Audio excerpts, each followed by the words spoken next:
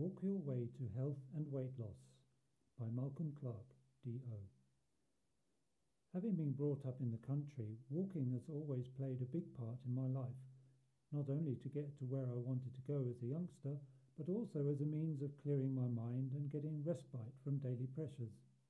I have always recommended it as one of the best and most natural forms of exercise to my clients, and was therefore very interested to take part recently in a webinar where another professional therapist expounded the more in-depth details of the health benefits of this often overlooked activity.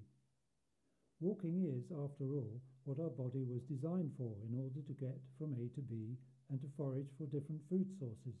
Unfortunately, modern technology seems to be increasingly designed to steal this valuable physical attribute away from us, turning us into creatures that inhabit one kind of container or another, like Daleks.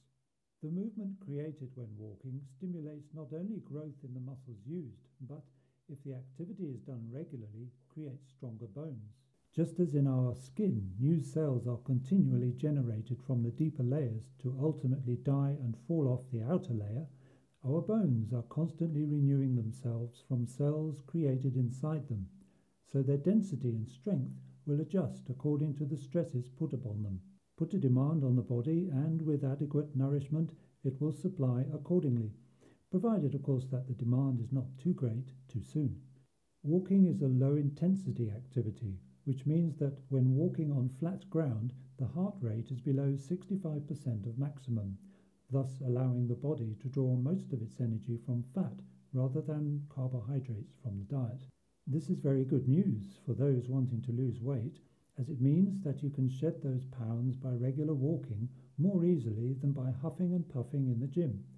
And it's healthier, as you can walk out in the fresh air, relax your mind, take in the scenery, and save the money that would go on gym fees. Walking also, though you may not realize it, moves not just the legs but every joint in the body, and is therefore a good all-round exercise. On a variety of gradients it will exercise muscles in different ways, strengthening them and the bones more as the varying terrain demands different lengths of step and gravity places different stresses upon us. Our breathing also benefits from this fundamental exercise and becomes deeper with regular practice, especially if some of our walk is uphill. Each step we take squeezes and massages internal organs, and, combined with the stimulation the exercise gives to the lymphatic and blood circulation, helps the detoxification process, aids digestion, and helps balance blood sugar. Walking helps to induce a meditative state as well, and because it uses both sides of the body, stimulates both hemispheres of the brain, making it the ideal way to mull over and solve problems or come up with creative ideas. In order to benefit fully from walking, the ideal minimum amount per day is reckoned to be around 10,000 steps, according to a Japanese experiment that popularized it as an exercise.